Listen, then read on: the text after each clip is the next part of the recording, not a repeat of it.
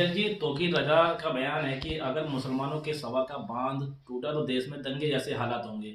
वहीं ओवैसी साहब कह रहे हैं कि मुसलमानों को दबाया जा रहा है। क्या कहेंगे आप? देखिए, जैसा कि अयोध्या वाला मामला सबके सामने है, पूरे हिंदुस्तान के सामने है, पूरी दुनिया के सामने है, वहाँ भी एक दौर ऐसा आया था कि कोर्ट का सहारा लेकर उस वक्त की तथाकथित सरकार ने वहाँ ताले खुलवाने का काम किया और ताले खुलवा कर उसमें बाकायदा मूर्ति रखने का काम किया, फिर उसको बंद कर दिया गया।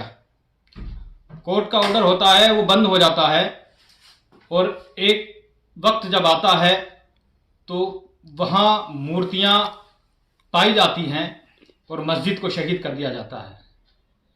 यही सिलसिला ज्ञानवापी मस्जिद जो वाराणसी में है, वहाँ भी यही प्रक्रिया दोहराई जा रही है। तो हमारे जो बड़े बैरिस्टर असदुद्दीन साहब हैं, मौलाना अरशद मदनी साहब हैं या मौलाना तौकीर रजा साहब हैं, ये लोग हकीकत से रूबरू कराते आ रहे हैं पहले से ही। अब फिर इस हिंदुस्तान को, दुनिया को रूबरू करा रहे हैं कि हालात कैसे हो सकते हैं। जब तक किसी को दबाया जा सकता है ये दबा रहे हैं, लेकिन मुसलमान पहले से ही सेकुलर है और वो देश में अमन को कायम रखना चाहता है।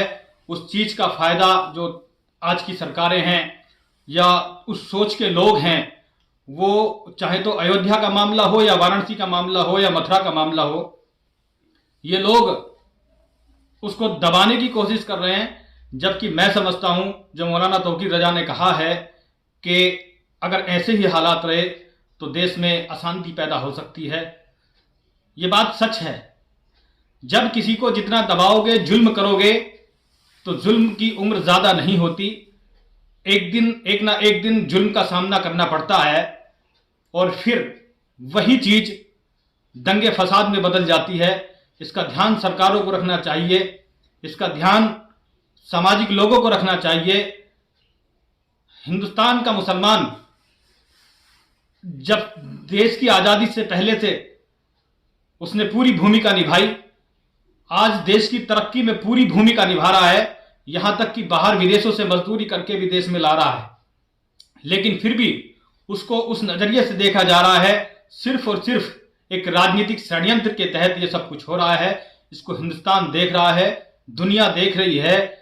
ये अब ज़्यादा चलने वाला नहीं है। लोग जागरूक हो गए हैं कि मंदिर के नाम पर या राम के नाम पर रोजगार युवाओं को नहीं मिलने वाला, किसानों को उनकी खेती का जो वाजिब दाम है वो नहीं मिलने वाला, जो स्टूडेंट पढ़ाई करते हैं उनको अच्छी यूनिवर्सिटी किसी धार्मिक नाम पर नहीं मिलने वाली।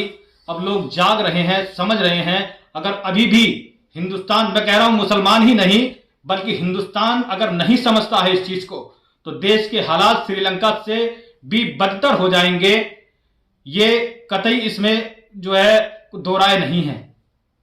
इसलिए समय है, देश की जनता को भी जो है ऐसी बातों पर विचार करना चाहिए और सरकार जो जिम्मेदार हैं उन्हें देश में शांति बनाए रखने के लिए, देश में अमन और अमान कायम रखने के लिए आगे आना चाहिए और ऐसे मसलों को जो